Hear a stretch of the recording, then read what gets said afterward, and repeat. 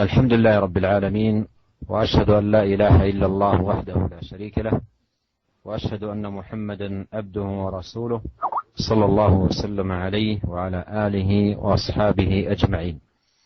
أما بعد، أيها الإخوة المستمعون، الحديث الذي نتناوله هذا اليوم بالتعليق والشرح حديث عظيم للغاية يحتاج إليه كل مسلم، ولا سيما في هذا الزمان الذي كثر فيه تهاون الناس وتساهلهم في أمر الحلال والحرام.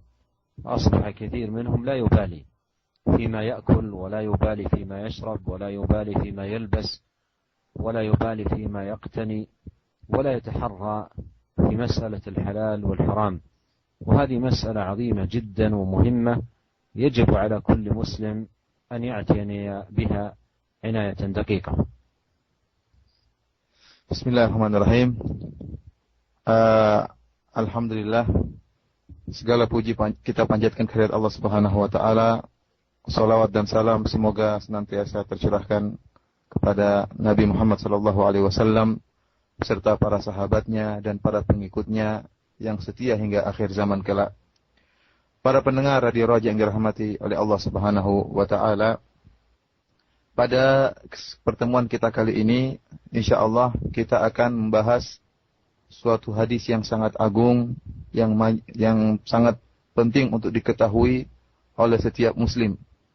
Setiap kita perlu mengetahui dengan jelas makna hadis yang sangat agung ini, terutama di zaman kita sekarang ini, yang kita dapati betapa banyak manusia yang mereka tasahul, yang terlalu menggampangkan masalah perkara yang haram dan perkara yang halal. Banyak orang yang tidak peduli dengan apa yang mereka makan, tidak peduli dengan apa yang mereka pakai dari berupa pakaian, dan tidak peduli dengan apa yang mereka minum. Banyak orang yang mereka tidak berhati-hati dalam perkara makan, minum, dan pakai pakaian. Ya. Tidak meneliti dahulu, tidak memperhatikan terlebih dahulu apakah yang mereka makan haram atau tidak. Banyak dari manusia yang masyarakat sekarang tidak perlu dengan perkara ini. Oleh karena itu, pembahasan hadis ini sangat penting dan kita hendaknya mengetahui hadis yang sangat agung ini dengan detail dan jelas. والحديث الذي سنتناوله أيها الأخوة بالشرح والتعليق حديث عده أهل العلم في جملة أحاديث يدور عليها الإسلام، 3 أحاديث أو 4، وممن عده كذلك الإمام الشافعي رحمه الله تعالى. Hadis yang akan kita bahas sekarang ini, hadis yang sangat penting sampai disebutkan oleh para ulama. Hadis ini merupakan salah satu dari 3 hadis yang perkara agama itu berpatokan atau berputar sekisar 3 hadis ini. Di antaranya perkataan Al-Imam Asy-Syafi'i rahimahullah. والحديث هو حديث النعمان بن بشير رضي الله عنه قال: سمعت رسول الله صلى الله عليه وسلم يقول: إن الحلال بين وإن الحرام بين وبينهما أمور مشتبهات لا يعلمهن كثير من الناس، فمن اتقى الشبهات فقد استبرأ لدينه وعرضه، ومن وقع في الشبهات وقع في الحرام، كالراعي يرعى حول الحمى يوشك أن يرتع فيه، ألا وإن لكل ملك حمى، ألا وإن حمى الله محارمه، ألا وإن في الجسد مضغة إذا صلحت صلح الجسد كله، وإذا فسدت فسد الجسد كله، ألا وهي القلب. رواه البخاري ومسلم. Hadis agung yang akan kita jelaskan pada pertemuan kita kali ini, yaitu dari sahabat Abu Abdullah Nu'man bin Bashir radhiyallahu taala anhu, di mana beliau berkata, sami'tu Rasulullah sallallahu alaihi wasallam yaqul, dia berkata, saya mendengar Rasulullah sallallahu alaihi wasallam bersabda, innal halala bayyin wa innal harama bayyin wa bainahuma umurun musytabihat la ya'lamuhunna katsirun minan nas. Sungguhnya perkara yang halal itu sudah jelas dan perkara yang haram juga sudah jelas. Dan di antara keduanya, di antara perkara yang halal dan perkara yang haram, umurun mustabihat, ada perkara-perkara yang samar, yang tidak jelas. La ya'lamuhunna katsirun minan nas. Banyak orang yang tidak mengetahui perkara-perkara tersebut karena samarnya. Faman ittaqa syubhati faqad istabra'a li dinihi wa irdihi. Barang siapa yang menjaga dirinya dari perkara-perkara yang syubhat, dari perkara-perkara yang samar, maka dia telah selamat dengan agamanya, membersihkan agamanya dan harga dirinya. Wa man waqa'a fi syubhati waqa'a fil haram. Dan barang siapa yang terjerumus dalam perkara-perkara yang syubhat, yang samar, yang tidak jelas, halal atau haram, maka dia akan terjerumus dalam perkara yang haram. Karra'i yar'a haulal hima, yushiku an yarta'a fihi. Sebagaimana seorang penggembala yang menggembalakan hewannya di sekitar daerah terlarang. Dia bakalan menggembalakan kambingnya atau menggembalakan hewannya ke dalam daerah terlarang tersebut. Ala wa inna likulli malikin hima. Ketahuilah bahwasanya bagi setiap raja ada daerah terlarang. Ala wa inna himallahi maharimuhu. Dan ketahuilah bahwasanya perkara-perkara daerah terlarang yang dimiliki oleh Allah Subhanahu wa taala adalah hal-hal yang telah diharamkan oleh Allah Subhanahu wa taala. Ala wa inna fil jasadi mudghah. Ketahuilah bahwasanya dalam tubuh ada segumpal daging. Idza salahat salahal jasadu kulluh. Jika segumpal daging tersebut baik, maka baik pula seluruh tubuh. Wa idza fasadat fasadal jasadu kulluh. Dan jika rusak segumpal daging tersebut, maka akan rusak seluruh tubuh. Ala wahiyal qalbu. Ketahuilah bahwasanya segumpal daging tersebut adalah jantung. والنعمان بن بشير رضي الله عنه معدود في صغار وصبيان أصحاب النبي عليه الصلاة والسلام، لأنه رضي الله عنه ولد في السنة الثانية للهجرة، ومعنى ذلك أن النبي صلى الله عليه وسلم مات وعمره قرابة 8 سنوات، فكان من صبيان الصحابة ومن صغار الصحابة، وقد من الله على أمة الإسلام بأن حفظ على يدي هذا الصحابي الصغير هذا الحديث العظيم الذي هو من جملة الأحاديث التي يدور عليها الإسلام. Dan perawi hadis yaitu sahabat Nu'man bin Bashir, yaitu para ulama menyebutkan bahwasanya beliau termasuk para sahabat silwarus sahabat, yaitu para sahabat yang kecil, kecil artinya apa? Mereka bertemu dengan Rasulullah SAW tatkala umur mereka masih kecil, masih kanak-kanak. Dan Nu'man bin Bashir radhiyallahu taala anhu dilahirkan pada tanggal 2 Hijriah dan Rasulullah SAW meninggal umur beliau sekitar 8 tahun. Dan alhamdulillah Allah Subhanahu wa taala telah menganugerahkan kepada umat Islam ya dengan menjadikan Nu'man bin Bashir sahabat yang tatkala itu masih kecil bisa menghafal hadis Nabi sallallahu alaihi wasallam yang sangat agung ini. Bayangkan umur beliau masih sangat kecil, Rasulullah meninggal umur beliau masih sekitar 8 tahun, namun dia telah menghafal sebuah hadis yang sangat agung, yang hadis ini merupakan salah satu hadis dari hadis-hadis yang merupakan pondasi dari agama ini. والنبي عليه الصلاة والسلام قسم في هذا الحديث العظيم الأشياء إلى 3 أقسام من مأكول أو مشروب أو ملبوس أو غير ذلك، قسمها عليه الصلاة والسلام إلى أقسام 3. القسم الأول الحلال البين، أي البين حله الواضح الظاهر. والقسم الثاني الحرام البين. والقسم الثالث المشتبهات، أي الأمر الذي أمره متردد بين الحل والحرمة، فليس من الحلال البين ولا من الحرام البين. وهذا لا يعلمه كثير من الناس، بينما خواص الناس من أهل العلم المحققين وأئمة الفقه الراسخين فإنهم يعرفون ذلك بما آتاهم الله سبحانه وتعالى من العلم وبما أكرمهم الله سبحانه وتعالى من الفهم والحكمة. Dalam hadis yang agung ini, Nabi Shallallahu Alaihi Wasallam membagi perkara-perkara menjadi 3 bagian. Maksudnya membagi perkara-perkara yang dipakai, pakaian, atau perkara yang dimakan, atau perkara yang diminum, menjadi 3 bagian. Bagian pertama, 3 jenis. Jenis yang pertama yaitu al-halalul al-bayyin, yaitu perkara yang halal yang jelas. Semua orang tahu bahwasanya itu merupakan perkara yang halal. Jenis yang kedua yaitu perkara yang haram yang jelas. Semua orang tahu bahwasanya perkara tersebut haram.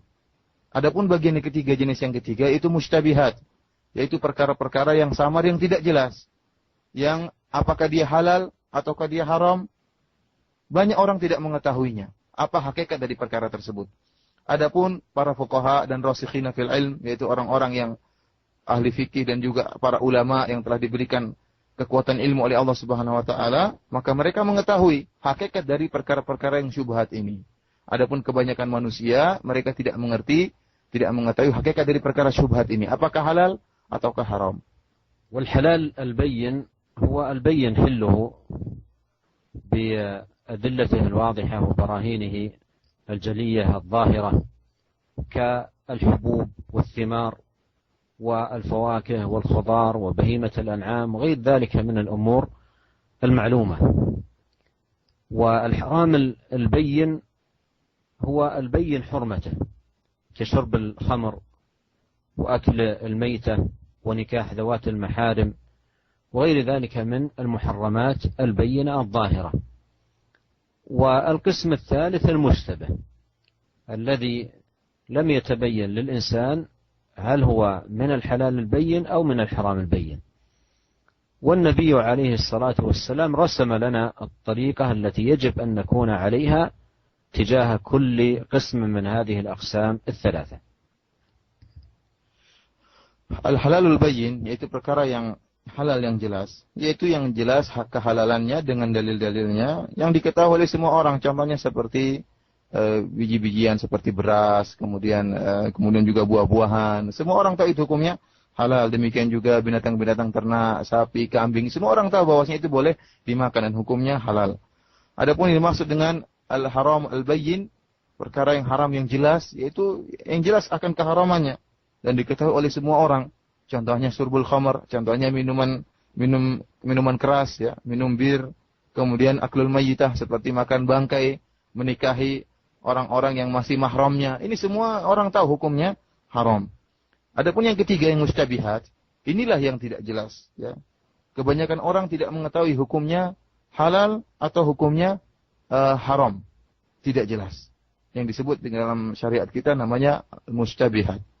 Oleh karena itu Nabi SAW dalam hadis ini menjelaskan bagaimana sikap kita terhadap masing-masing dari ketiga jenis ini. Bagaimana sikap kita terhadap perkara yang halal, kemudian perkara yang haram, dan bagaimana sikap kita terhadap menghadapi perkara-perkara yang masih samar, yang masih mustabihat. فأما الحلال البين فالمسلم يأكل منه ويشرب ويلبس ولا حرج عليه في ذلك، بل إن قصد بأكله وشربه وتناوله للحلال أن يتقوى به على طاعة الله وعلى عبادته عد أكله وشربه في جملة عباداته وقرباته إلى الله سبحانه وتعالى، كما في الحديث الذي سبق أن مر معنا: إنما الأعمال بالنيات وإنما لكل امرئ ما نوى. Adapun perkara yang halal yang jelas, maka bagi setiap muslim boleh mengkonsumsinya, boleh dimakan, boleh diminum, boleh juga dipakai, tidak perlu ragu-ragu untuk menggunakannya. Bahkan jika seorang mukmin, seorang muslim makan makanan yang halal dengan niat untuk mendapatkan kekuatan untuk beribadah, ya, maka dia akan mendapatkan pahala dari Allah Subhanahu wa taala, sebagaimana telah lalu penjelasannya tatkala kita menjelaskan hadis innamal a'malu binniyat, setiap amalan tergantung niatnya. Jika dia makan makanan yang halal dengan niat untuk agar kuat beribadah, maka dia akan mendapatkan pahala dari Allah Subhanahu wa taala. والحرام البين يجب على المسلم أن يتركه وأن يجتنبه وأن يحذر من تناوله أكلا أو شربا أو لبسا، يحذر من ذلك أشد الحذر. وإذا وقع في شيء من ذلك فإن إيمانه يضعف ودينه ينقص بحسب ما تناول من الحرام. ولهذا قال عليه الصلاة والسلام: لا يزني الزاني حين يسرق وهو مؤمن ولا يشرب الخمر حين يشربها وهو مؤمن ولا ينتهب نهبة حين ينتهبها وهو مؤمن. فتناول هذه الأشياء المحرمات تؤدي إلى ضعف الإيمان ونقص الدين. Adapun perkara yang haram yang jelas, maka wajib bagi setiap muslim untuk menjauhinya dan berusaha untuk menghindarinya sekuat mungkin, semampu mungkin untuk menghindari perkara-perkara yang haram. Kenapa? Karena jika seorang muslim terjerumus dalam perkara yang haram, memakan makanan yang haram, atau memakai pakaian haram, atau mengkonsumsi barang yang haram, maka imannya akan yad'uf wa yanqus, imannya akan lemah dan imannya akan turun. Sebagaimana hal ini dijelaskan oleh Nabi sallallahu alaihi wasallam dalam satu hadis, la yazni zani hina yazni wa huwa mu'min. Kata Nabi sallallahu alaihi wasallam, tidaklah seorang pezina tatkala dia sedang berzina dan dia dalam keadaan mukmin. Artinya apa? Imannya turun sekali. Wala yashrabul khamr, ketika hina yashrabuhu wa huwa yu'min, tidaklah seorang sedang minum khamr dan dia sedang minum dan dia dalam keadaan mukmin. Kemudian juga wala yantahibu nahbatan, dan tidaklah seorang tatkala sedang mencuri atau tatkala merampok dan dia dalam keadaan beriman. Artinya orang yang melakukan perkara-perkara yang haram, maka imannya akan turun dan kurang. Oleh karena itu hendaknya kita menjauhi sejauh mungkin perkara-perkara yang diharamkan oleh Allah Subhanahu wa taala. Amma idza i'taqad hil ma harrama Allah ma'a ilmi bi tahrim Allah Subhanahu wa ta'ala lahu أو اعتقد تحريم ما أحل الله مع علمه بتحليل الله سبحانه وتعالى له فهذا كفر بالله سبحانه وتعالى. Adapun jika seorang yang mengkonsumsi barang-barang yang haram, kemudian dalam hatinya dia meyakini bahwasanya perkara-perkara yang haram tersebut itu halal, padahal dia tahu bahwasanya Allah telah mengharamkannya, namun dia berkeyakinan itu halal, maka ini adalah merupakan kekufuran. Orang yang minum khamar, minum bir, dan dia tahu bahwasanya bir itu hukumnya haram, namun dia sengaja meyakini bahwasanya bir itu jadi halal, maka ini adalah merupakan kekufuran. Ya, sebaliknya perkara yang halal juga kalau diyakini oleh seorang menjadi perkara yang haram, padahal dia tahu Allah telah menghalalkannya, itu juga merupakan kekufuran. فالذي يعتقد مثلا أن الزنا حلال وقد قال الله تعالى ولا تقربوا الزنا، وجاءت النصوص الكثيرة في تحريمه، والذين هم لفروجهم حافظون إلا على أزواجهم أو ما ملكت أيمانهم فإنهم غير ملومين فمن ابتغى وراء ذلك فأولئك هم العادون. فمن اعتقد حله حتى وإن لم يزني في حياته قط فإن هذا كفر بالله سبحانه وتعالى. وكذلك من اعتقد حل السرقة مع علمه بتحريم الله لها حتى وإن لم يسرق فإن هذا كفر بالله عز وجل. Seperti seorang yang meyakini bahwasanya zina itu hukumnya halal. Padahal kita tahu dalam Al-Quran, dan dia tahu dalam Al-Quran Allah telah mengharamkan zina. Dalam firman-Nya, misalnya firman Allah Subhanahu wa taala, "Wala taqrabu zina." Janganlah kalian dekati perzinahan. Demikian juga firman Allah Subhanahu wa taala, "Walladzina hum li furujihim hafizun illa ala azwajihim aw ma malakat aymanuhum fa innahum ghairu malumin. Faman ibtagha wara'a dzalika fa ulaika humul adun." Yaitu orang-orang yang mereka menjaga kemuliaan mereka, ya, kecuali kepada istri-istri mereka atau kepada budak-budak mereka, ya.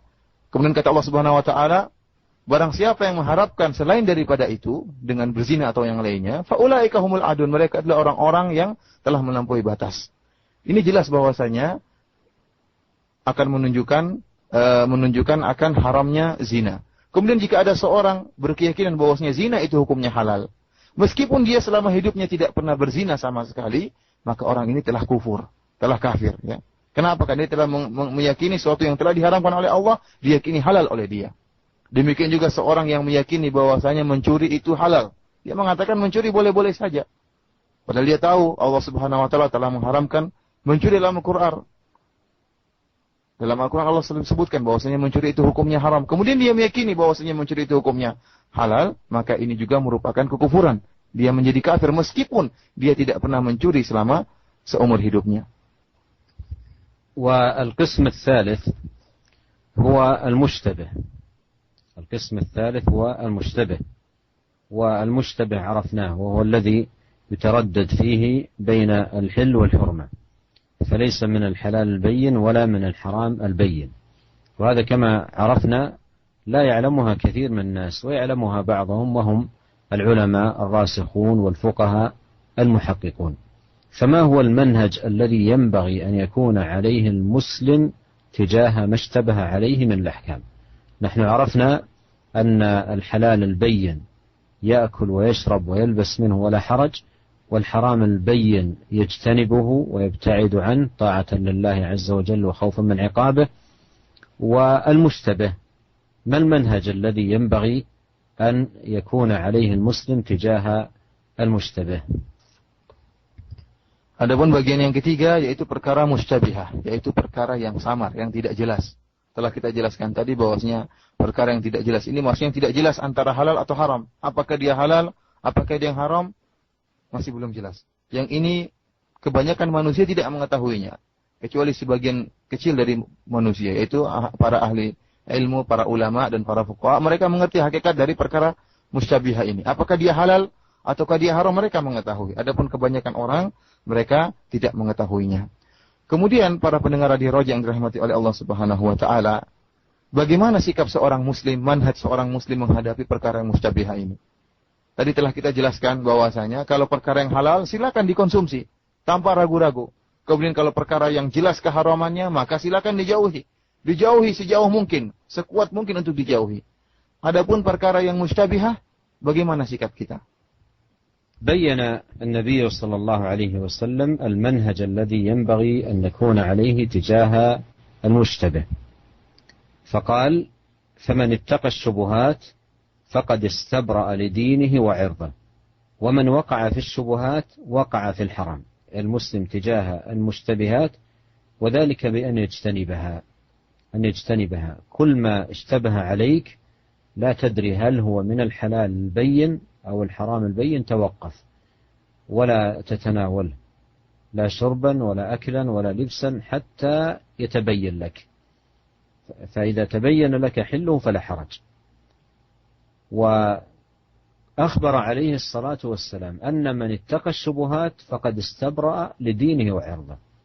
استبرأ لدينه أي بينه وبين الله، واستبرأ لعرضه أي بينه وبين الناس، فيسلم له دينه، أي يسلم من العقوبة التي أعدها الله سبحانه وتعالى لمن ارتكب هذه المخالفة، ويسلم له عرضه من كلام الناس فيه في ما يمارسه أو يباشره أو يفعله من أفعال يأثم فيها.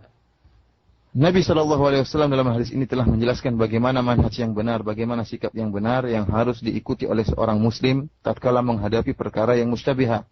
Rasulullah SAW bersabda, "Faman ittaqas syubhati faqad istabra'a li dinihi wa irdihi." Barang siapa yang menjauhkan dirinya dari perkara-perkara yang syubhat, maka dia telah menjaga agamanya dan telah menjaga harga dirinya. Oleh karena itu, ini jelas orang yang menghadapi perkara mustabihat, maka wajib bagi dia untuk menjauhi perkara yang mustabihat tersebut. Jika kita menghadapi perkara yang masih samar, hukumnya halal atau haram kita tidak tahu, maka hendaknya kita berhenti. Kita tawakuf. Kita tidak nekat untuk mengkonsumsinya. Kita tawakuf aja. Baik masalah pakaian maupun makanan maupun minuman. Kalau masih syubhat, maka kita tawakuf. Jangan sampai kita nekat untuk mengkonsumsinya. Sampai jelas bagi kita hukumnya haram atau hukumnya halal. Kalau setelah itu jelas bagi kita hukumnya halal, maka silakan kita mengkonsumsinya. Sabda Nabi SAW, "Faqad istabra'a li dinihi." Dia telah menyelamatkan agamanya. Artinya antara dia dengan Allah. Ya. Orang yang meninggalkan syubhat, maka dia tidak akan terjerumus dalam keharaman. Maka dia tidak akan berdosa dan tidak akan dihukum oleh Allah Subhanahu wa taala. Dia telah menyelamatkan agamanya. Wa irdihi, ya, dan dia telah menyelamatkan harga dirinya. Yaitu artinya apa? Orang yang menjauhkan dirinya dari perkara-perkara syubhat, maka harga dirinya akan terjaga. Orang-orang tidak akan membicarakan dia, tidak akan menjelek-jelekan dia. Kenapa?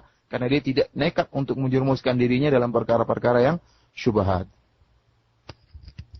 وقول النبي عليه الصلاة والسلام في هذا الحديث: ومن وقع في الشبهات وقع في الحرام، هذا كما قال الإمام النووي رحمه الله تعالى يحتمل أمرين.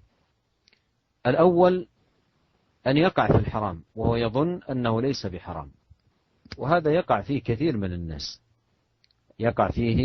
من الناس، تجده متهاونا في الأمر المشتبه عليه، لا يبالي فيقع في محرمات كثيرة يظن الأمر فيها مشتبه وهي محرمة، ودلت الدلائل والنصوص على حرمتها. Adapun sabda Nabi SAW, "Man waqa'a fi syubhati waqa'a fil haram." Barang siapa yang terjerumus dalam perkara-perkara yang syubhat, maka dia telah terjerumus dalam perkara-perkara yang haram. Al-Imam An-Nawawi menjelaskan bahwasanya maksud dari sabda Nabi ini barang siapa yang terjerumus dalam syubhat berarti terjerumus dalam perkara yang haram. Ada dua kemungkinan maksud dari sabda Nabi ini. Kemungkinan yang pertama yaitu dia terjerumus dalam perkara yang haram dan dia menyangka bahwasanya perkara yang haram itu halal. Padahal hakikatnya haram, dia tidak tahu. Dan ini banyak menimpa masyarakat. Banyak mereka terjerumus dalam perkara yang haram dan mereka menyangka perkara tersebut perkara yang halal. Mereka mengkonsumsi perkara yang haram dan mereka tidak tahu bahwasanya itu perkara yang haram. Banyak masyarakat banyak terjerumus dalam hal ini. Kenapa? Karena masyarakat kebanyakan masyarakat yang mereka itu sikapnya tahawun bermudah-mudahan dalam masalah ini, yang menggampangkan masalah perkara yang haram dan perkara yang halal. Akhirnya mereka mudah mengkonsumsi apa saja. Tidak peduli, bermudah-mudahan, menggampangkan. Akhirnya terjerumus dalam perkara yang haram. Padahal telah banyak dalil yang menunjukkan bahwasanya itu hukumnya haram. Namun mereka terjerumus dalam perkara haram tersebut dalam meyakini bahwasanya itu adalah halal karena ketidaktahuan mereka, karena sikap menggampangkan mereka. والمعنى الثاني كما قرر ذلك الإمام النووي رحمه الله أن يكون المراد بقوله فمن وقع في الشبهات وقع في الحرام، أي أن من يقع في الشبهات يقارب أن يقع في الحرام، بمعنى أن النفس إذا وقعت في المخالفة تدرجت من مفسدة إلى أخرى أكبر منها، تدرجت من مفسدة إلى أكبر منها. ولهذا جاء في الحديث لعن الله السارق يسرق البيضة فتقطع يده ويسرق الحبل فتقطع يده. فقطع اليد ليس بالبيضة ولا بالحبل، لكنه يتدرج، أولا يسرق حبلا أو يسرق بيضة ثم يتدرج في السرقة إلى أن يقع فيما يوجب قطع اليد. Adapun makna yang kedua dari sabda Nabi sallallahu alaihi wasallam, "Wa man waqa'a fi syubhati waqa'a fil haram."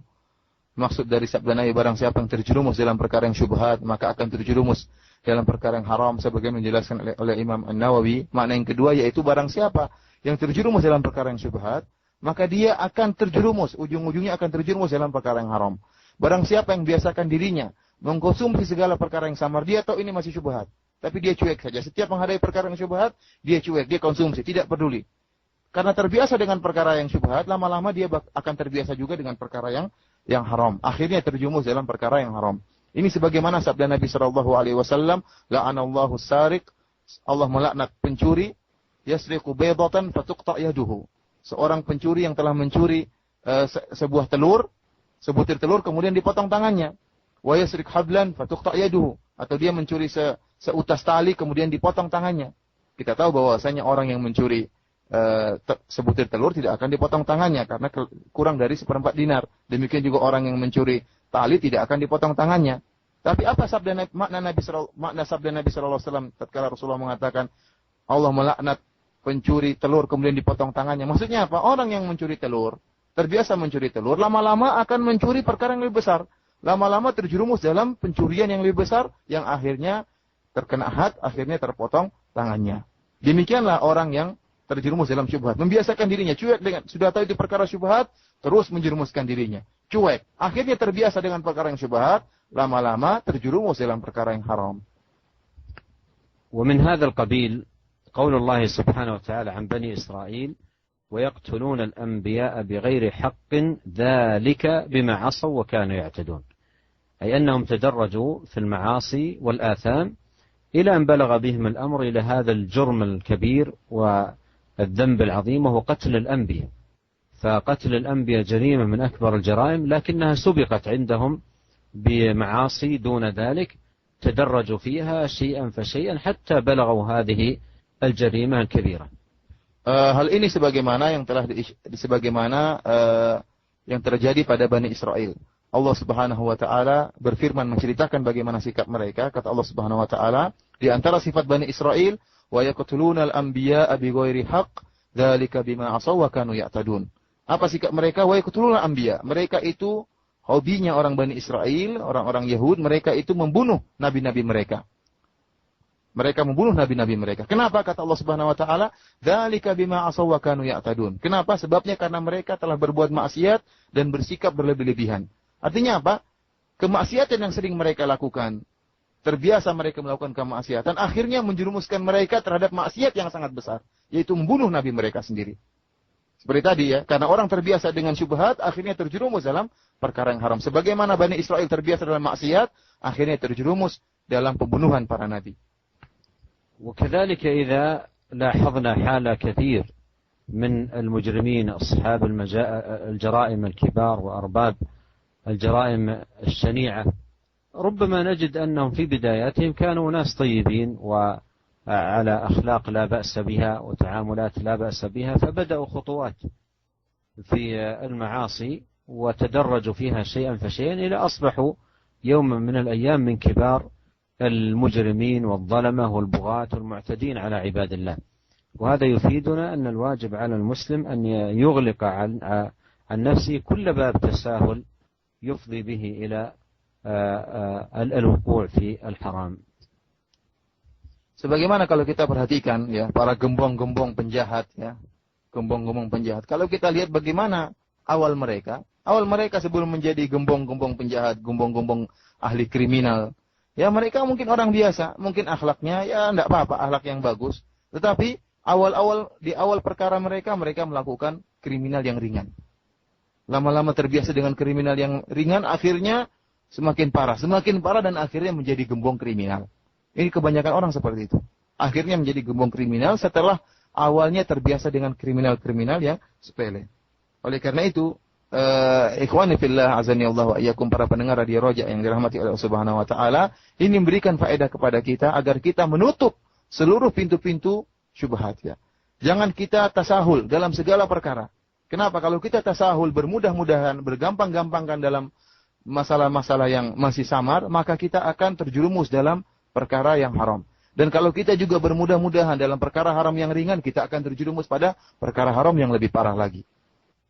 ومن نصح نبينا عليه الصلاة والسلام لنا ضرب لنا مثالا جميلا واضحا يبين لنا هذه المسألة، حيث قال: كالراعي يرعى حول الحمى يوشك أن يرتع فيه. هذا مثل للتوضيح. كالراعي يرعى حول الحمى يوشك أن يرتع فيه.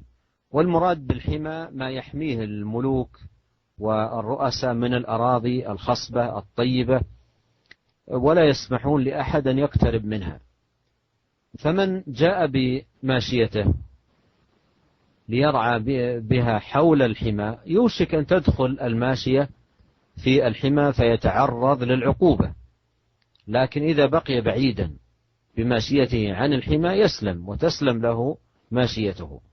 فهذا مثال للتوضيح. قال: كالراعي يرعى حول الحمى يوشك أن يرتع فيه، يعني يوشك أن تدخل أغنامه في الحمى فيتعرض للعقوبة. ثم قال عليه الصلاة والسلام: ألا وإن لكل ملك حمى، ألا وإن لكل ملك حمى، ألا وإن حمى الله محارمه. الله عز وجل حرم الحرام وحمى حماه ومنع الناس من الدخول فيه، فوجب على كل مسلم أن يبتعد عن المحرمات وعن المنافذ والوسائل والأسباب التي تفضي بالإنسان إلى الحرام. Kemudian di antara bagaimana kebaikan Nabi Shallallahu Alaihi Wasallam dalam memberi nasihat kepada umatnya, maka Nabi Shallallahu Alaihi Wasallam untuk memudahkan kita memahami, maka Rasulullah Shallallahu Alaihi Wasallam memberikan permisalan bagi kita, permisalan yang sangat indah. Kata Rasulullah Shallallahu Alaihi Wasallam: "Karra'i yar'a haulal hima yushiku an tarta'a fihi." Kata Rasulullah SAW, sebagaimana seorang penggembala yang dia menggembalakan hewan gembalaannya di sekitar daerah terlarang, hampir saja dia memasukkan hewan gembalaannya tersebut dalam daerah terlarang. Maksudnya daerah terlarang apa? Yaitu yang dimiliki oleh para raja, seperti tanah-tanah ya, atau sawah atau perkebunan yang dilarang oleh para raja untuk dimasuki ya. Sebagian raja seperti itu, punya tanah-tanah yang mereka larang seorang pun untuk masuk dalam tanah tersebut. Demikianlah seorang penggembala kambing ya, atau penggembala hewan gembalaan, misalnya dia bawa hewan gembalaannya dan dia meletakkan hewan gembalaannya di sekitar daerah terlarang. Lama-lama dia akan masuk daerah terlarang tersebut. Lama-lama gembalaannya tersebut akan masuk dalam daerah terlarang tersebut. Dan akhirnya dia akan terkena ukubah, terkena hukuman dari raja. Ya. Kemudian kata Rasulullah SAW, ala likulli malikin hima. Ketahuilah bahwasanya setiap raja itu punya daerah terlarang, daerah yang dijaga. Ala wa inna himallahi maharimuhu. Ketahuilah bahwasanya daerah penjagaan yang dilarang oleh Allah Subhanahu wa taala untuk dimasuki adalah perkara-perkara yang diharamkan oleh Allah Subhanahu wa taala. Oleh karena itu barang siapa yang menjauhkan dirinya dari perkara-perkara yang haram, dia tidak akan terjerumus dalam daerah terlarang. Adapun barang siapa yang berputar sekitar daerah terlarang, ya, perkara-perkara yang syubhat dia lakukan, lama-lama dia akan terjerumus dalam daerah terlarang atau perkara yang diharamkan oleh Allah Subhanahu wa taala. وأنصح كل مسلم بل أنصح رب الأسرة في بيته أن يقرأوا في البيت ولو مرة في العمر كتاب الكبائر للذهبي رحمه الله. وهذا الكتاب جمع فيه الإمام الذهبي رحمه الله الكبائر والمحرمات التي فيها الوعيد الشديد، فيقرأها المسلم في بيته على نفسه وعلى أولاده حتى يكونوا في حذر من الوقوع في هذه الآثام الكبار التي حرمها الله سبحانه وتعالى، وحتى يقفوا أيضا على العقوبات التي أعدها الله سبحانه وتعالى لمن يقع في تلك الآثام. وكتاب الكبائر للإمام الذهبي كتاب عظيم جدا، ينصح العلماء باقتنائه وقراءته والإفادة منه، لأن مؤلفه رحمه الله تعالى جمع فيه خيرا عظيما ونصوصا عظيمة في باب الكبائر. ويفيدنا أخونا أبو عبد المحسن هل هذا الكتاب ترجم إلى اللغة الأندلسية أو لا؟ فإذا كان مترجم حقيقة أنصح أن يتداول بشكل جيد بين الناس ويتعاونون على الإفادة منه، وأيضا طلبة العلم والخطباء في المساجد يحرصون على إفادة الناس في هذا الباب العظيم. Kemudian kata Syekh Hafizahullah, beliau mengatakan, saya nasihatkan kepada setiap muslim, ya, demikian juga kepala keluarga, kepala rumah tangga, ya, untuk menyempatkan waktu membaca kitab Al-Kabair, ya, untuk mengenal apa saja perkara-perkara yang diharamkan oleh Allah Subhanahu wa taala. Kitab Al-Kabair yang artinya dosa-dosa besar. Sebuah kitab yang sangat bagus yang dikarang oleh Al-Imam Adz-Dzahabi, ya, salah seorang ulama besar, ya. Dia menulis dalam buku ini mengumpulkan dosa-dosa besar yang diharamkan oleh Allah Subhanahu wa taala. Maka seorang suami hendaknya membaca buku ini, dibacakan kepada istrinya, dibacakan kepada anak-anaknya, agar mereka tahu mana perkara-perkara yang diharamkan oleh Allah Subhanahu wa taala, agar mereka tidak terjerumus dalam perkara-perkara yang haram tersebut. Kemudian agar mereka mengetahui apa sih ukubah, hukuman yang telah disiapkan oleh Allah Subhanahu wa taala bagi orang-orang yang terjerumus dalam dosa-dosa besar tersebut. Kitab ini kitab yang sangat bagus yang dinasihatkan oleh para ulama agar kita membacanya. Kenapa? Karena Imam Adz-Dzahabi, penulis kitab ini, telah mengumpulkan nas-nas, dalil-dalil yang sangat banyak yang menunjukkan akan dosa-dosa besar tersebut dan menunjukkan akan hukuman-hukuman yang telah disediakan oleh Allah Subhanahu wa taala tentang bagi para pelaku yang terjerumus dalam dosa-dosa besar tersebut. Dan Syekh tadi bertanya apakah buku ini telah diterjemahkan atau tidak. Saya rasa sudah diterjemahkan dalam bahasa Indonesia. Oleh karena itu, Syekh mengharapkan agar para pendengar sekalian saling bantu-membantu, tolong-menolong untuk bisa menyempatkan diri mereka untuk membaca kitab Al-Kabair tentang dosa-dosa besar ini. Karena kitab ini tersebut merupakan kitab yang sangat bagus. ثم ختم النبي عليه الصلاة والسلام هذا الحديث العظيم ببيان الأساس في صلاح الأعمال وزكاء الناس والسلامة من المعاصي والآثام، وذلك بصلاح القلوب، حيث قال عليه الصلاة والسلام: ألا إن في الجسد مضغة إذا صلحت صلح الجسد كله وإذا فسدت فسد الجسد كله ألا وهي القلب. Kemudian Rasulullah SAW menutup hadis ini dengan menjelaskan asas atau pondasi dari baiknya amal. Baiknya amalan-amalan itu dibangun di atas suatu pondasi. Yaitu apa? Dengan memperbaiki hati atau memperbaiki jantung. Rasulullah SAW bersabda, ala inna fil jasadi mudghah, ketahuilah bahwasanya dalam tubuh itu ada segumpal daging. Ya. Idza salahat salahal jasadu kulluh. Kalau segumpal daging tadi baik, maka baiklah seluruh jasad. Dan jika rusak segumpal daging, maka rusaklah seluruh jasad. Ketahuilah bahwasanya segumpal daging tersebut adalah jantung. فهذا الحديث العظيم فيه أوضح دلالة على أن صلاح حركات العبد الظاهرة بحسب صلاح حركة قلبه وباطنه، فإن كان قلبه سليما ليست فيه إلا محبة الله ومحبة ما يحبه وخشية الله وخشية الوقوع فيما يكرهه، صلحت حركات جوارحه كلها، بخلاف ما إذا كان غالبه فاسدا قد استولى عليه حب الهوى واتباع الشهوات وتقديم حظوظ النفس، فإن كان كذلك فسدت حركات جوارحه كلها. Maka dalam hadis yang sangat agung ini, Rasulullah sallallahu alaihi wasallam memberi isyarat, memberi petunjuk bahwasanya kebaikan, bagusnya gerakan-gerakan tubuh seorang hamba, amalan-amalan seorang hamba yang zahir itu berdasarkan kebaikan gerakan hatinya dan batinnya. Jika ternyata jantungnya atau hatinya itu baik, ya, dalam hatinya tidak ada kecuali rasa cinta kepada Allah Subhanahu wa taala dan rasa cinta apa yang dicintai oleh Allah Subhanahu wa taala dan rasa takut kepada Allah Subhanahu wa taala serta takut kepada perkara-perkara yang dibenci oleh Allah Subhanahu wa taala, takut kepada perkara-perkara yang diharamkan oleh Allah Subhanahu wa taala, maka gerakan tubuhnya juga yang zahir akan baik, amalannya bukan akan baik. Kenapa? Karena hatinya baik, takut terjerumus dalam perkara yang haram, maka amalan-amalan zahirnya pun akan baik semuanya. Berbeda sebaliknya jika ternyata dalam hatinya itu ada kerusakan, ya. Rusak dalam hatinya, senang kepada hawa nafsu, senang untuk mengikuti syahwatnya, ya. Mengedepankan keinginan syahwatnya, maka akan rusaklah amalan-amalan zahir dari tubuhnya.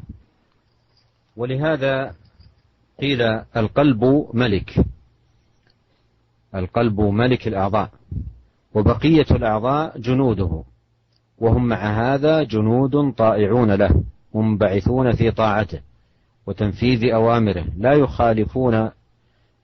يخالفونه في شيء من ذلك. Oleh karena itu dikatakan bahwasanya jantung itu atau hati itu adalah raja, ya. Hati itu adalah raja. Adapun anggota tubuh semuanya merupakan anak buahnya, pasukannya.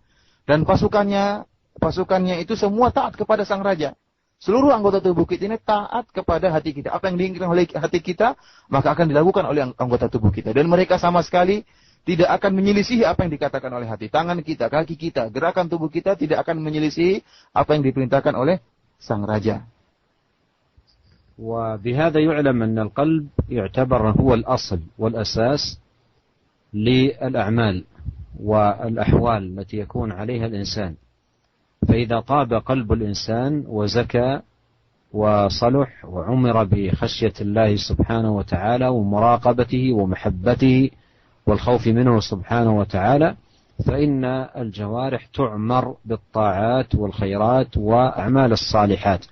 بينما إذا فسد القلب والعياذ بالله بالشهوات وبالشبهات وبأمراض القلوب المتنوعات، فإن الجوارح تفسد تبعا للقلب، لأن القلب بمثابة القائد والجوارح بمثابة التابع، فإذا طاب القلب طابت وإذا فسد فسدت. Oleh karena itu dari sini kita ketahui bahwasanya hati itu merupakan pondasi atau asas dari seluruh amal.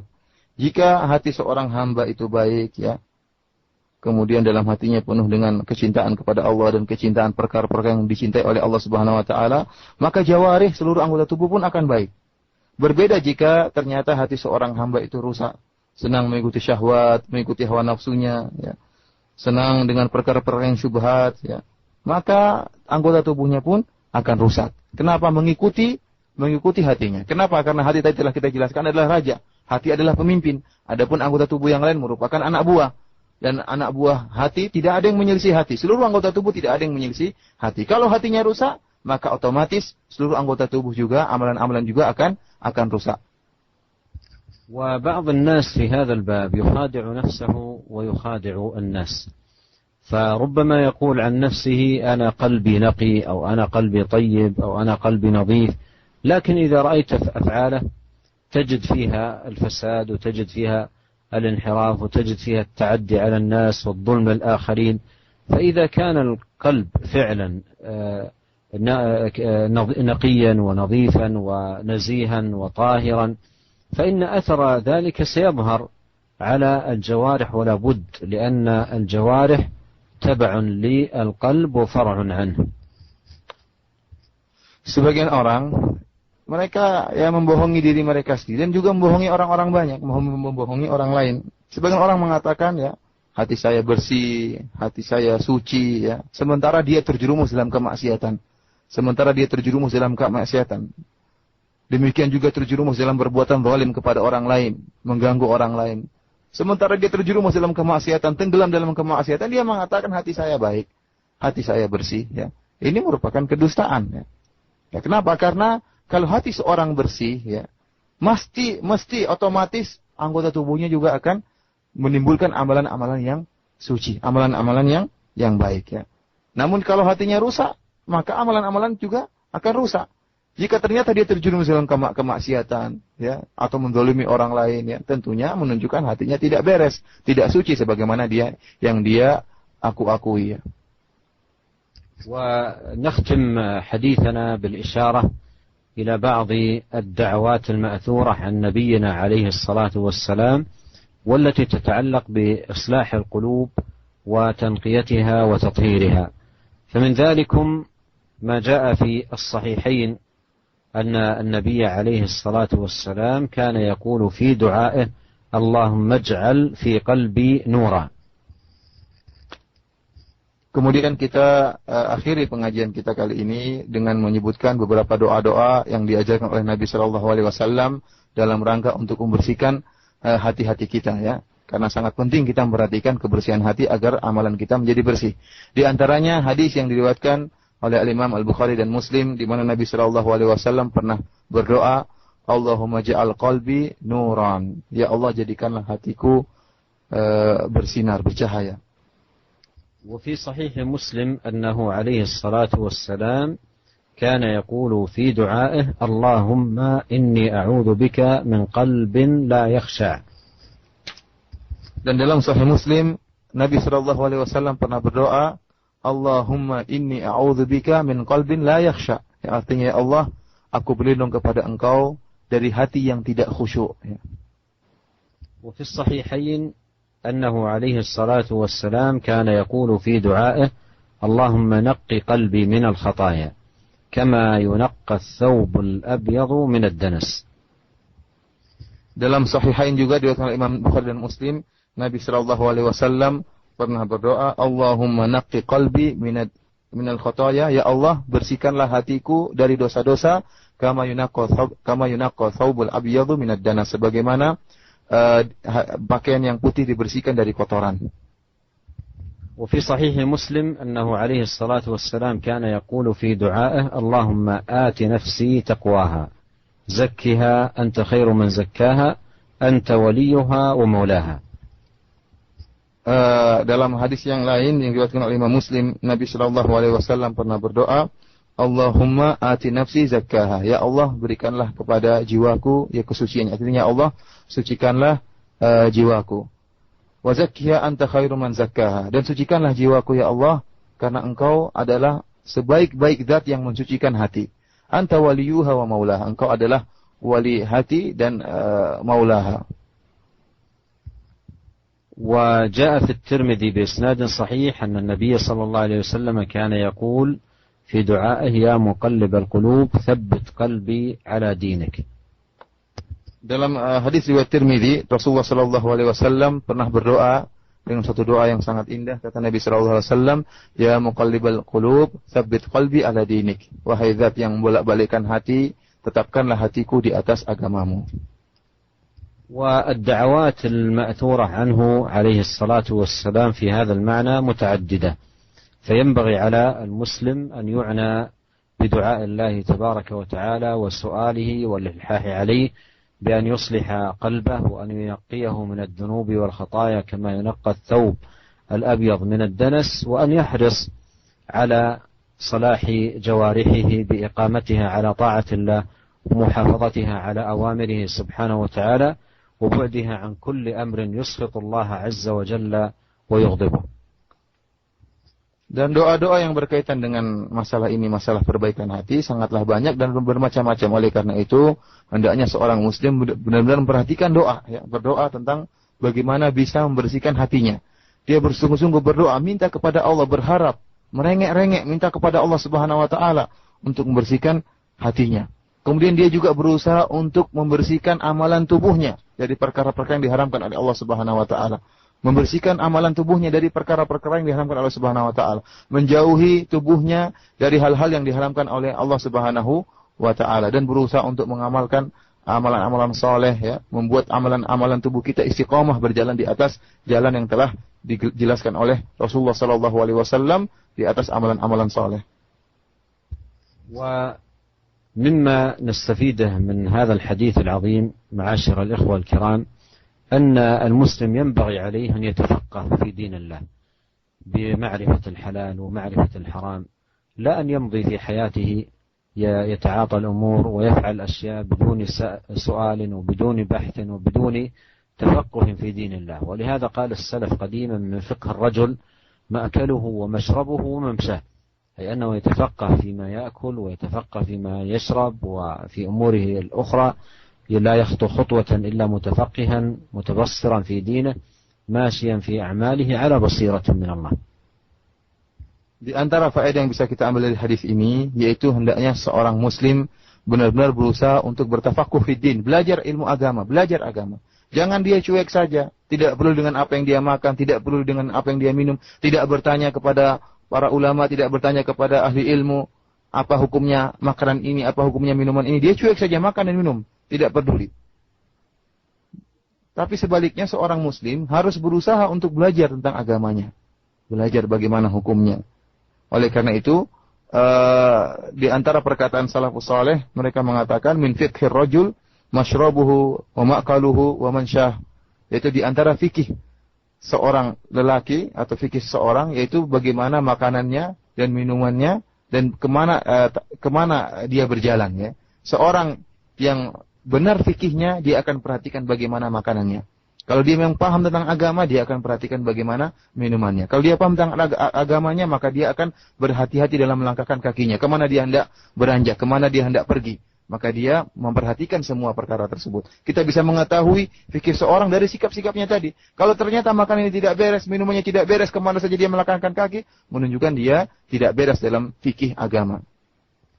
ولننظر هذا المنهج الرصين في كلمة عظيمة قالها حسن البصري رحمه الله، وهو من علماء التابعين الأجلاء ومن فقهاء المسلمين الكبار. قال رحمه الله: ما نظرت ببصري ولا نطقت بلساني ولا بطشت بيدي ولا نهضت على قدمي حتى أنظر على طاعة أو على معصية، فإن كانت طاعة تقدمت وإن كانت معصية تأخرت. Dan hendaknya kita melihat bagaimana manhaj yang telah dijelaskan oleh Nabi Sallallahu Alaihi Wasallam ini telah diterapkan oleh salafus saleh, sebagaimana dikatakan oleh Al Hasan Al Basri, salah seorang tabi'in, ya, ulama tabi'in yang sangat terkenal, menerapkan manhaj Nabi ini. Dia mengatakan apa? Ma nazartu bi basari, tidaklah aku melihat dengan pandanganku, wala nataqtu bi lisani, dan tidaklah aku berkata dengan lisanku, wala batastu bi yadi, dan tidaklah aku mukul dengan tanganku, wala nahaltu ala qadami, dan aku tidak melangkahkan kakiku, hatta anzura ala ta'atin aw ala ma'siyah, sampai aku lihat apakah aku melakukan tersebut karena ketaatan kepada Allah atau karena kemaksiatan. Saya melihat karena Allah, karena taat, saya berbicara pada perkara yang merupakan ketaatan, saya memukul pada perkara yang merupakan ketaatan, atau sebaliknya, atau karena kemaksiatan. Fa in kanat ta'atun taqaddamt, jika ternyata saya melakukan perkara tersebut dalam ketaatan kepada Allah, maka saya lakukan. Wa in kanat ma'siyatan ta'akhkhart, dan ternyata jika perkara tersebut merupakan maksiat, maka saya akan tinggalkan. وأسأل الله العظيم أن يصلح قلوبنا أجمعين وأن يعيدنا من الشيطان الرجيم وأن يهدينا صراطه المستقيم وأن يغفر لنا ولوالدينا وللمسلمين والمسلمات والمؤمنين والمؤمنات الأحياء منهم والأموات والله تعالى أعلم، وصلى الله وسلم على عبده ورسوله نبينا محمد وآله وصحبه أجمعين. Demikian saja pengajian kita hari ini yang kita mohon kepada Allah Subhanahu wa taala. Semoga Allah Subhanahu wa taala maafkan kita semua. Semoga Allah Subhanahu wa taala memberi petunjuk kepada kita jalan yang benar, jalan yang lurus. Semoga Allah Subhanahu wa taala mudahkan kita menempuh jalan yang lurus tersebut, dan semoga Allah Subhanahu wa taala maafkan kedua orang tua kita juga memaafkan kaum muslimin baik yang masih hidup maupun yang sudah meninggal dunia. Demikian saja, kalau ada pertanyaan daripada pendengar sekalian, kami persilahkan. Wallahu taala a'lam bishawab. Nah, demikian ikhwatal Islam, para pendengar Radio Roja dimanapun Anda berada. Kita akan simak untuk selanjutnya sesi tanya jawab. Seperti biasa bagi Anda yang akan bertanya di layanan on air kami 0218236543 dan di pesan singkat 0217073543. Kita angkat untuk yang pertama dari 3 penelpon di kesempatan siang hari ini, dan mohon kiranya pertanyaan Anda disesuaikan dengan tema dan pembahasan kita. Kita akan simak dan sapa dari penelpon pertama. Assalamualaikum. Waalaikumsalam warahmatullahi wabarakatuh. Nah, silakan Ibu, dari mana? Dari Umi Iksan. Di mana Ibu? Di Keranggan. Ya, silakan Ibu. Anda ingin menanyakan sebuah kasus. Seseorang ini mengkonsumsi ikan kaleng dan dia membeli di supermarket, tapi pada kaleng ikan tersebut tidak tertera label halal, hanya ada tulisan Inggris dan Cina. Tapi mereka berpendapat bahwa ikan itu kan halal, ya tidak apa-apalah kita mengkonsumsinya. Bagaimana hukumnya ya Syekh? Jazakumullah khairan. Assalamualaikum warahmatullahi wabarakatuh. Waalaikumsalam warahmatullahi wabarakatuh. Silakan Ustaz, bisa menyimak.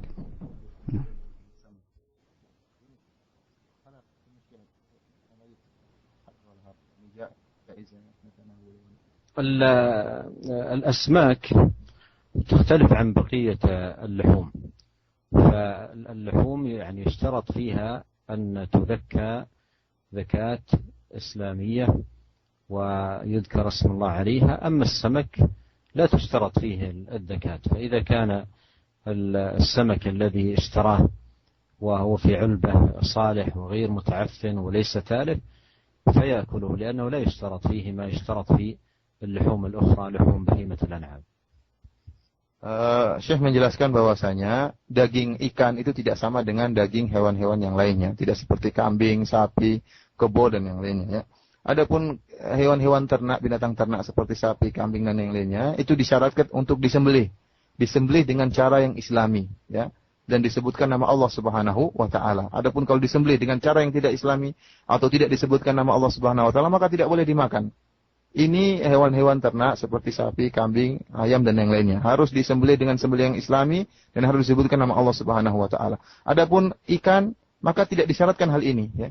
Ikan itu tidak mengapa meskipun tidak disembelih, dan memang tidak disembelih. Jadi langsung dimakan tidak mengapa. Jadi seorang yang membeli ikan di dalam ikan kaleng ya, yang penting dia perhatikan apakah masih belum expired ya, masih belum busuk ya. Kalau selama masih bagus ya, tidak perlu ada tulisan label halal, tidak mengapa langsung dimakan. قد جاء في الحديث عن النبي صلى الله عليه وسلم أنه قال عن البحر الطهور ماؤه الحل ميتته. Dalam hadis Nabi Shallallahu Alaihi Wasallam pernah bersabda tentang air laut, kata Rasulullah Sallallahu Alaihi Wasallam, at-tahuru ma'uhu al-hillu maitatuhu. Air laut itu suci dan mensucikan, dan al-hillu maitatuhu, dan bangkainya yaitu ikan-ikan halal ya, bangkainya saja halal ya, ikan-ikan semuanya halal. Baik. Untuk selanjutnya kami angkat berikut dari Bapak Hadianto di Karawaci. Nah, Assalamualaikum Bapak. Silakan. Anda mau tanya ini, Ustaz.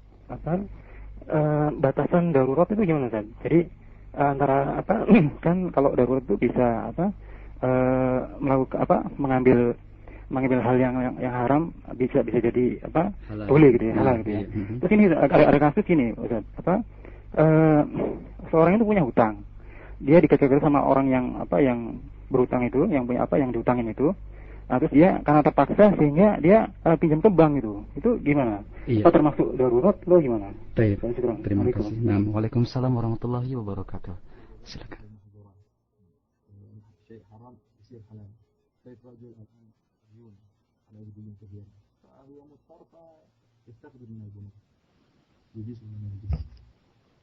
هذه لا تعتبر ضرورة، فقاعدة أهل العلم الضرورات تبيح المحظورات، أي أن الإنسان إذا وقع في ضرورة مثل أن يكون شارف على الهلاك ولم يجد ما يأكله إلا ميتة، أو مثلا شارف على الهلاك فلم يجد ما يشربه إلا شرابا محرما كالخمر ونحوه، فهنا يقال الضرورة تبيح المحظورة.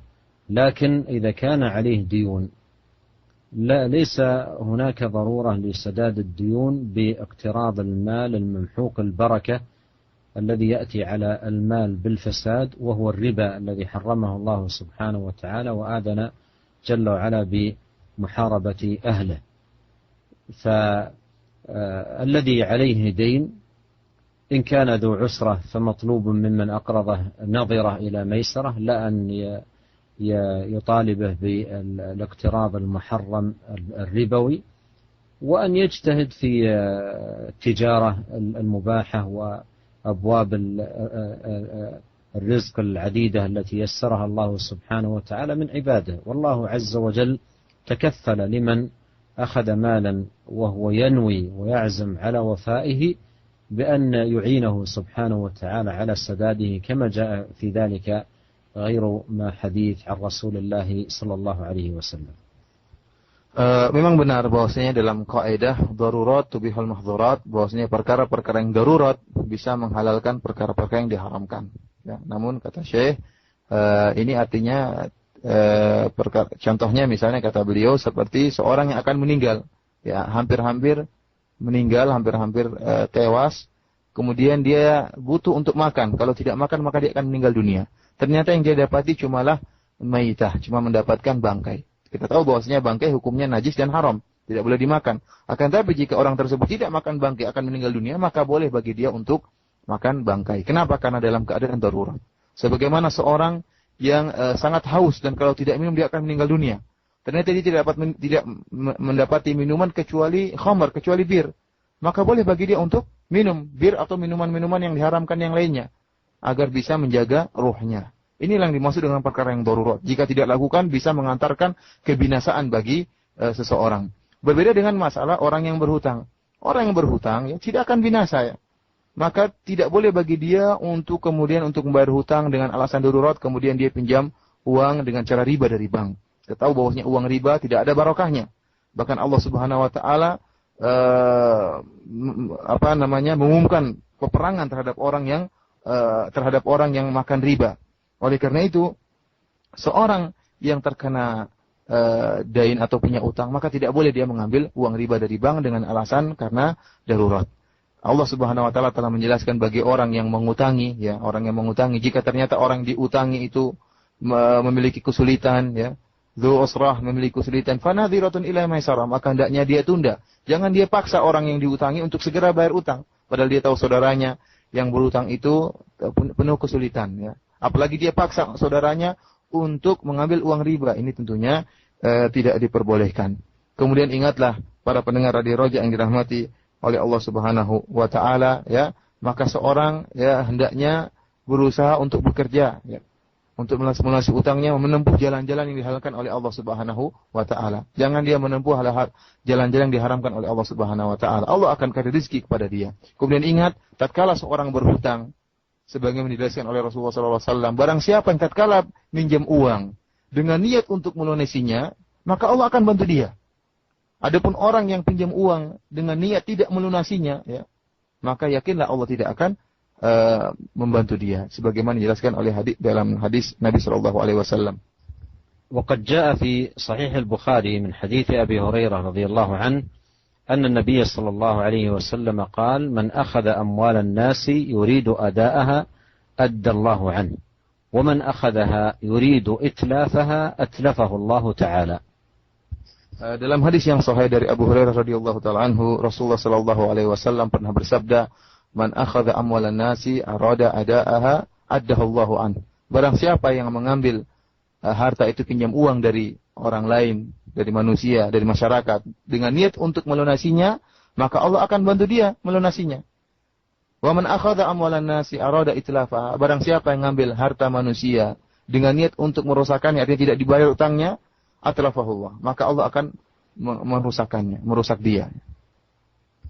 وعليه أيضا بالدعاء والتوجه الصادق إلى الله سبحانه وتعالى، ولا سيما بالدعاء العظيم الذي رواه علي بن أبي طالب رضي الله عنه في قصة الرجل المكاتب الذي جاء إليه يريد منه أن يعينه في مكاتبته، فقال له علي رضي الله عنه: ألا أعلمك كلمات علمنيهن رسول الله صلى الله عليه وسلم لو كان عليك من الدين مثل الجبل لأداه الله عنك، تقول: اللهم اكفني بحلالك عن حرامك وأغنني بفضلك عمن سواك، اللهم اكفني بحلالك عن حرامك وأغنني بفضلك عمن سواك.